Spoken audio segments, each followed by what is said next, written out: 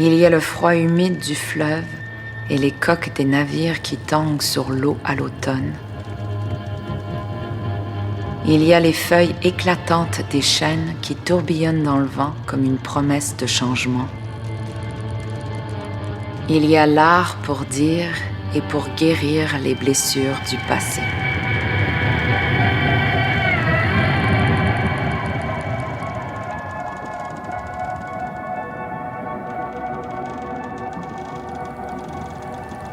En 2014, l'artiste visuelle et commissaire métisse Dana Danger m'invite à créer une performance autour de la figure de Marguerite Duplessis.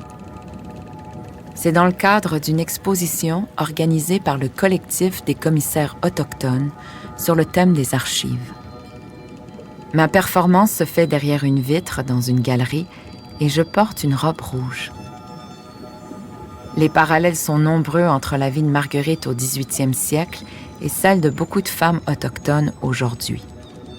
I remember it was like people were packed in that space and just like watching, you know, this behind the vitrine. And it was like you're almost on display, like you're kind of embodying this archive, this like story. Like, I think that was like the first like of like Marguerite trying to come out, like, you know, and for me that was just so powerful that I was like, whoa, okay, this is like what the power of like art and kinship can do, you know? À l'époque, on venait de retrouver le corps de Tina Fontaine dans la rivière à Winnipeg. La population se mobilise partout au pays. Elle réclame la mise en place d'une enquête nationale sur les femmes et les filles autochtones assassinées et disparues. Le gouvernement de l'époque s'y refuse, arguant qu'il s'agit d'un dossier qui relève du criminel plutôt qu'un problème systémique. It just like makes me think about the story that I heard recently of the different ships that passed by in the St. Lawrence, and how there was a story of how there's still stories of women being put on these ships and being shipped out. So for me, it's like Marguerite's story is just is like this pivotal moment where we have it documented by the court, where like, you know, they sent her away, but that just it never stopped. Like, we think that slavery stopped and all those things stopped, but they have not yet stopped. And we know this because somebody from one of those ships escaped and was able to go back to Kahnawake, you know, but people just like don't talk about that though. These are once again the stories this is the other perspectives that are not being shared, because how safe is it to share these stories and perspectives, you know, especially if our people are still targeted, and they are very much still targeted.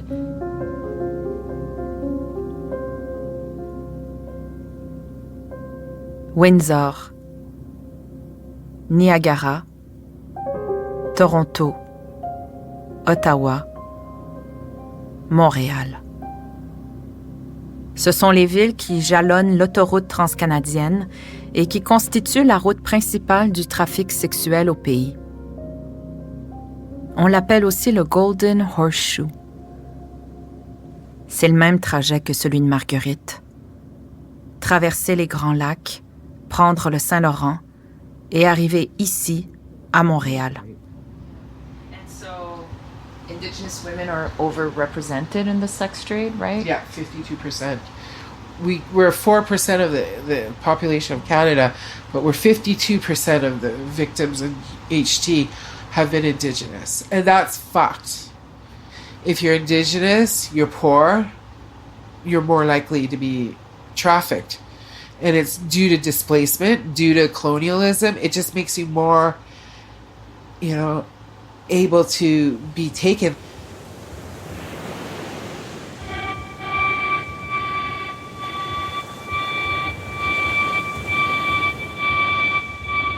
Bridget Perrier est une activiste Anishinaabe. Elle a cofondé l'organisme Sex Trade 101 pour éduquer et déboulonner les mythes reliés à la prostitution.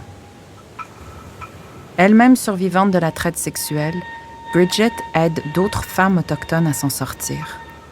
C'est un peu grâce à elle si la situation des femmes trafiquées sur les cargos entre Thunder Bay et Duluth se fait un peu connaître aujourd'hui. An Indigenous woman, you can sell her till she can't even walk. And more than likely, you won't be persecuted. You know, no one will believe her anyways. I would never disclose I was Native because you wouldn't get paid as much. They would be more violent. That we're racist about it.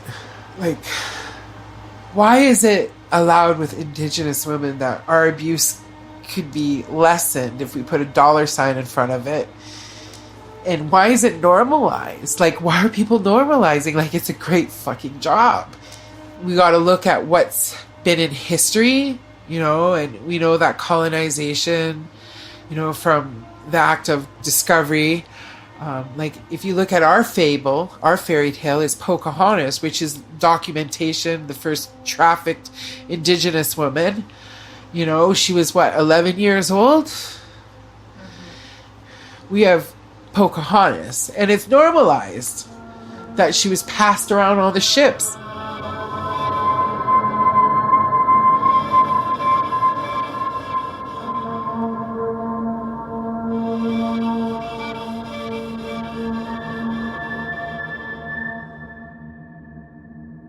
My first induction to the ships was in Halifax, where I was coached. I was flying Canadian Airlines, I remember.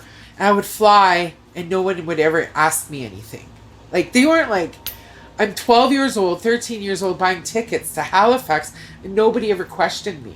Like, where are you going? Like, and I remember meeting one of the captains, and he would go from Halifax to the Great Lakes through the St. Lawrence Passage and up through the Great Lakes to Thunder Bay.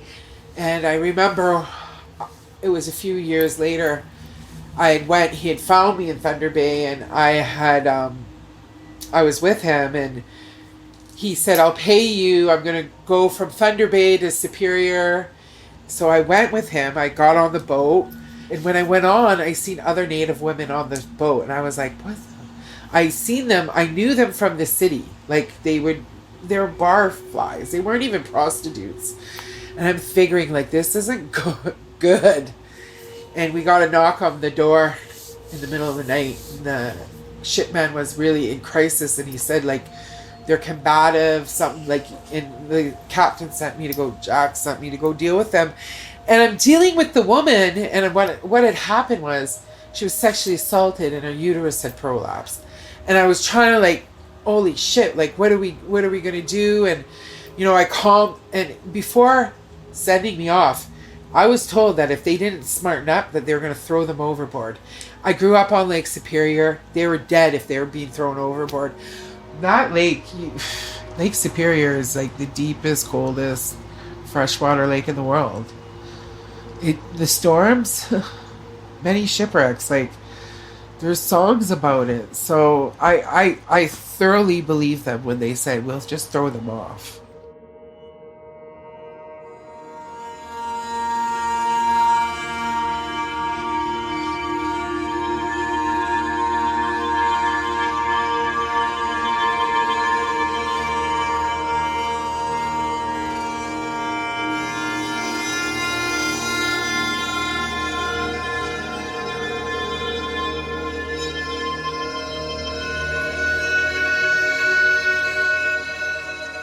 Ici, à Montréal, la vulnérabilité de plusieurs femmes autochtones et inuites fait qu'elles sont plus facilement sujettes aux abus et même à disparaître. Projet Iskwéou est une initiative du Foyer des femmes autochtones de Montréal. On l'a créé pour assister les familles aux prises avec la disparition d'une femme, d'une fille ou d'une personne transgenre autochtone dans leur entourage. Jessica Kirano y travaille depuis les tout débuts. Elle s'assure que les disparitions ne tombent pas dans les cracks du système. Puis pourquoi est-ce que les femmes autochtones n'ont pas confiance en la police? Parce que l'historique, il faut toujours se rappeler que c'était la police, la GRC, qui enlevait les enfants au pensionnat. C'est C'est un système, c'était comme un système qui est basé sur le racisme. Les femmes autochtones sont 11 fois plus à être interpellées par la SPVM que si t'es non autochtone. C'est énorme pour la population de Montréal. C'est vraiment comme, ça n'a aucun sens. Problem is, we have cops that don't want to deal with finding our girls. It's pretty bad that we have to dredge rivers ourselves. We have to count on each other to find our women.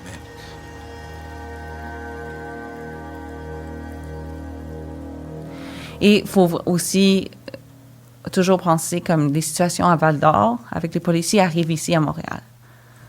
J'entends très souvent des histoires des femmes, puis je pense Val-d'Or, ça a donné encore les femmes qui étaient courageuses, qui sont venues témoigner contre ces policiers, il n'y a eu aucune conséquence.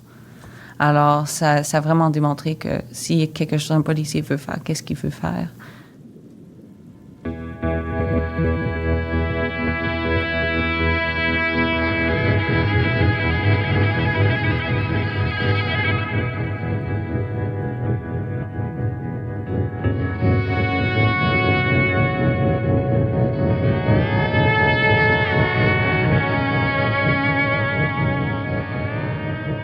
Par le biais de Jessica, je fais la rencontre d'une femme Inuk à Montréal qui accepte de me raconter sa récente histoire de captivité.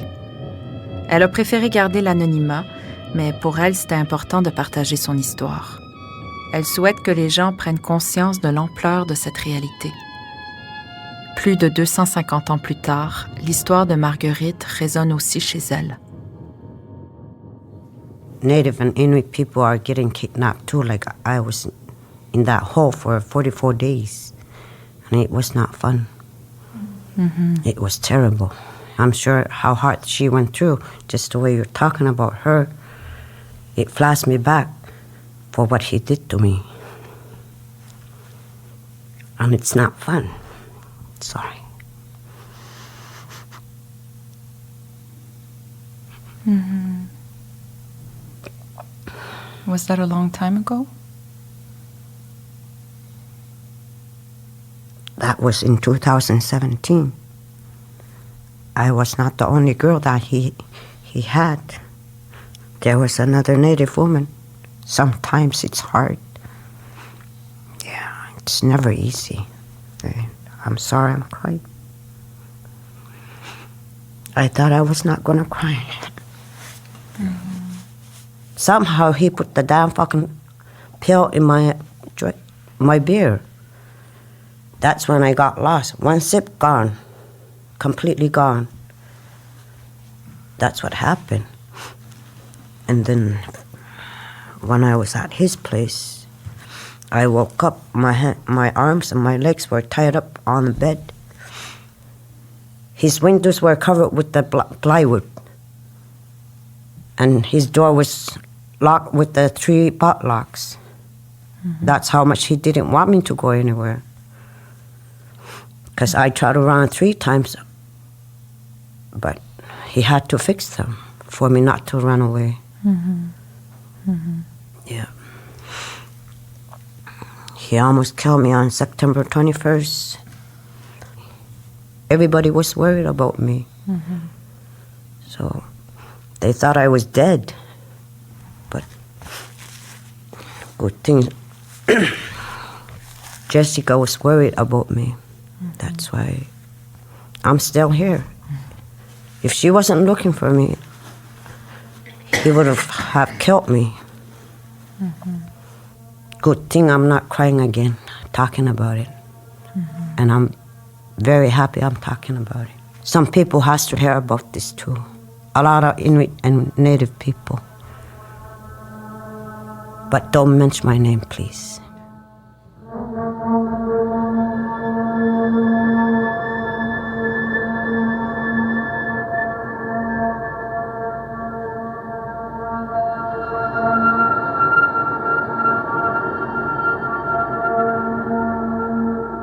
En juin 2019, l'Enquête nationale sur les femmes et les filles autochtones assassinées et disparues publie son rapport final. Dans la foulée, et suite aux dénonciations des femmes autochtones à Val-d'Or envers les corps policiers, la commission d'enquête sur les relations entre les Autochtones et certains services publics au Québec publie elle aussi ses recommandations. Jessica et Bridget ont toutes deux fait partie des consultations de ces deux commissions. Les solutions sont là, je pense que c'est ça que je veux juste terminer, que c'est pas qu'on n'a pas les solutions, on a des solutions. Maintenant, il n'y a aucune excuse.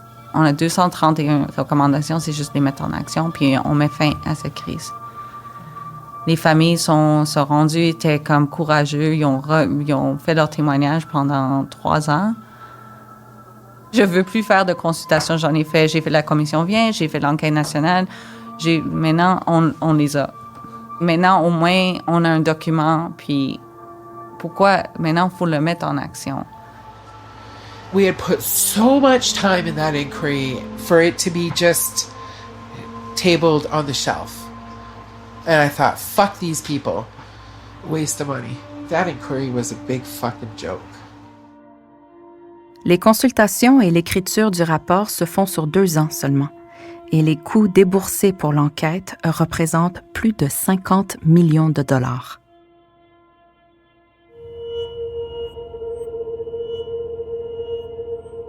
Les statistiques démontrent que ça empire, ça s'améliore pas, donc il y a quelque chose qui manque.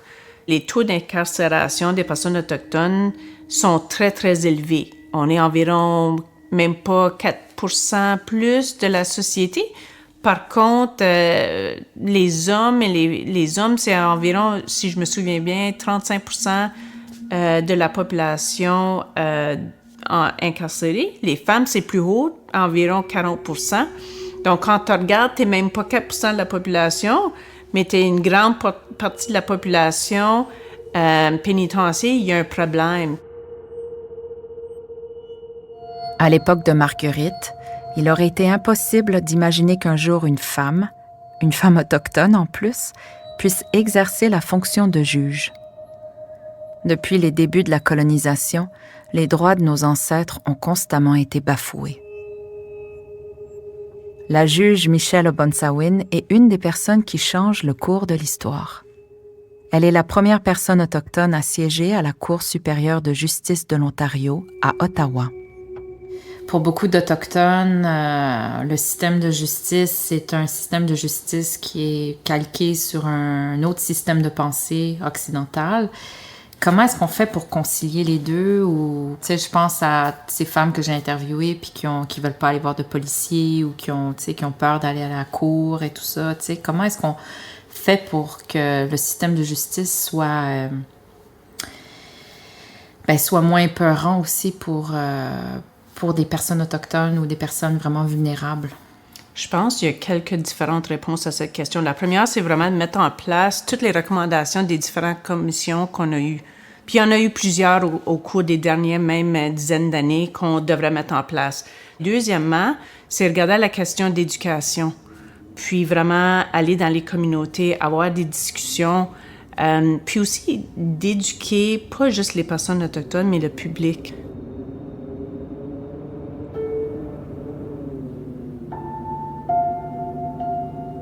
Installé en territoire Abitibi-Winnie, le juge Jacques Vien abonde dans le même sens. C'est lui qui présidait la commission d'enquête sur les relations entre les Autochtones et certains services publics au Québec, plus connue sous le nom de Commission Vien. Pour le juge Vien, tout ce qui devait être dit se retrouve dans le rapport de la commission. Il a donc décidé de ne plus accorder d'entrevue à ce sujet. Mais l'histoire de Marguerite a piqué sa curiosité. Il a accepté de discuter de justice avec moi. On peut évidemment pas refaire l'histoire. On peut la réécrire, par exemple, puis peut-être faire en sorte que des choses qui ont été moins connues le soient. Puis plus il y aura de gens qui réaliseront que le comportement passé de certaines personnes était tout à fait inacceptable. Bon, on aura beau me dire le contexte n'était pas le même, ces choses-là.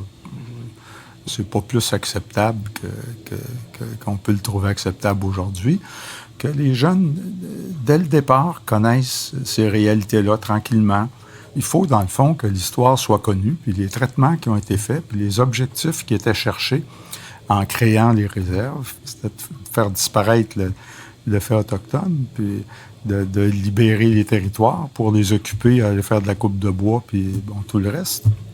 Il faut que les gens le sachent, ça. Il y avait quelque chose qui m'a beaucoup marqué aussi dans votre allocution, c'est que vous parlez d'audace, Ouais. qu'il faut être audacieux pour repenser les façons de faire. Pourquoi de l'audace? Bien, l'audace, par exemple, une jeune infirmière qui arrive d'un hôpital, puis il y a une infirmière âgée qui travaille avec, qui tiendrait des propos désobligeants ou méprisants, il faut que la jeune infirmière ait l'audace d'intervenir. Tu sais, l'audace, c'est un peu ça, c'est de ne pas hésiter à affronter une situation où il y a un risque de déplaire à quelqu'un qui a un comportement qui n'est pas acceptable. Puis dans un milieu de travail, c'est certain que ça peut être délicat parfois. Puis je pense que ça prend une certaine audace pour poser le geste. La justice, moi je pense que les meilleurs services qu'on peut rendre aux gens des Premières Nations, aux Autochtones, c'est de limiter l'usage au service.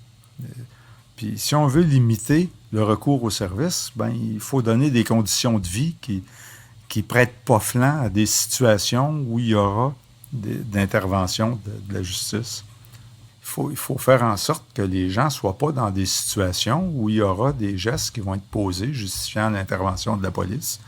Puis ensuite, ça va au tribunal. Là encore, il faut que les juges aient une formation sur les réalités autochtones.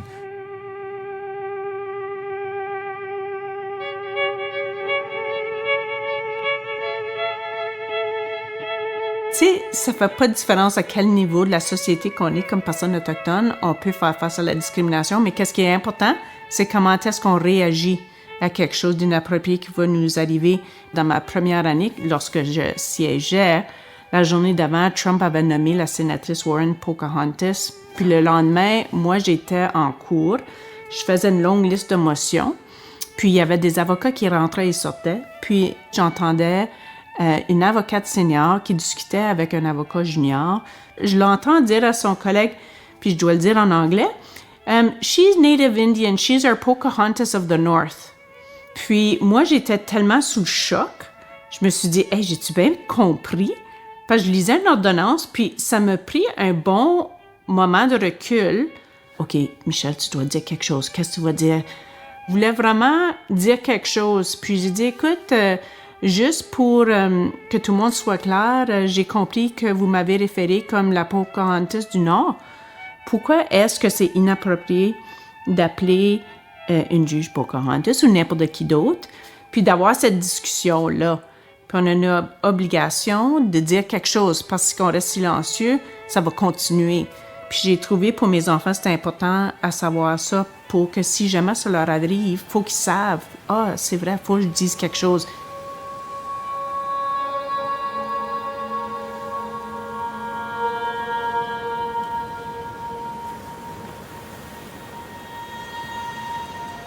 Marguerite, capturée enfant, devenue femme, et dont le corps et la personne appartiennent aux maîtres qui se succèdent. Marguerite disparue, mort inconnue. À plein d'égards, son histoire ressemble aux femmes d'aujourd'hui captives sur les bateaux. Si Marguerite avait vécu à notre époque, sa disparition ne serait certainement pas passée sous silence. Sa photo aurait été partagée sur les médias sociaux et sa sentence contestée sur la place publique. Elle aurait eu davantage d'alliés.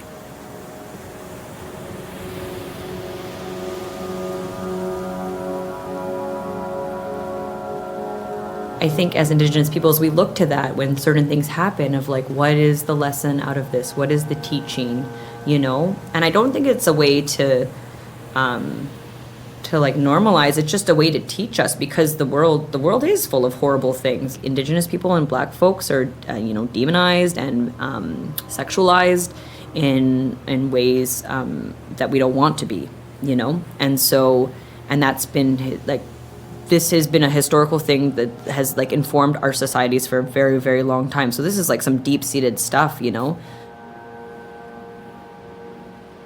C'est juste, quand tu y penses, ça fait de la peine. Tu penses à Marguerite parce que dans le passé, avant Contact, beaucoup de nos communautés, c'était quand même matriarcal. Puis les femmes jouaient un rôle très spécial. Puis là, ensuite, par la suite, il y a eu un grand changement. Puis tu entends l'histoire de Marguerite. C'est quelque chose que tu penses, c'est comme comment tu es allé d'être respecté dans une communauté autochtone. Puis tout d'un coup, tu es rendu, t'as fait en bas tellement que tu es vendu comme un esclave. Puis c'est que ça fait aucun sens que maintenant, comme tu dis, 200 ans plus tard, on peut être avocate, on peut être des différentes choses, juge. C'est incroyable l'évolution qu'on a eue, mais quand tu penses, on a commencé comme femme autochtone à un niveau assez élevé, descendu en caverne, puis remonté de nouveau. Puis ça prend que 200 ans à 30, donc c'est très triste quand même.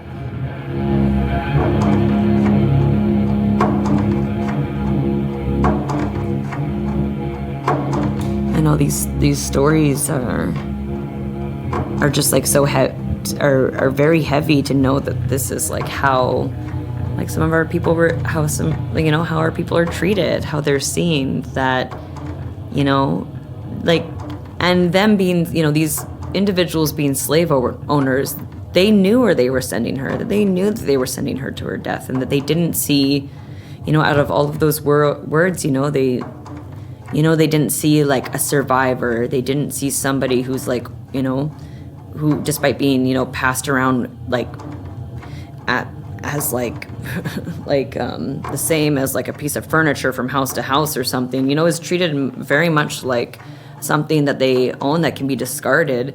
You know, this person still has this fire that is able to like get a court case. Like, it's just, it's so incredible. It doesn't even feel real, but it is very real. And I think that's like, these are the stories that need to be told.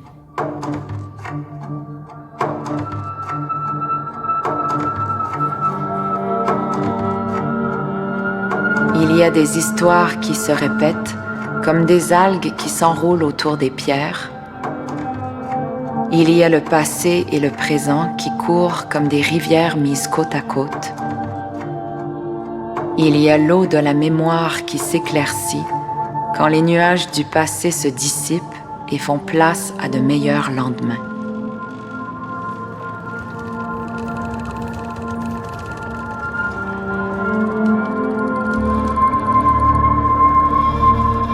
Marguerite la Traversée est un projet de production Onishka et Transistor Média. Conception, texte et narration, Émilie Monet. Musique, Laura Ortman. Narration homme, Mani Soleiman-Loup. Conception sonore, Alexis Elina. Réalisation sonore, Julien Morissette. Visuel, Simon Guibord. Montage et mixage, François Larivière.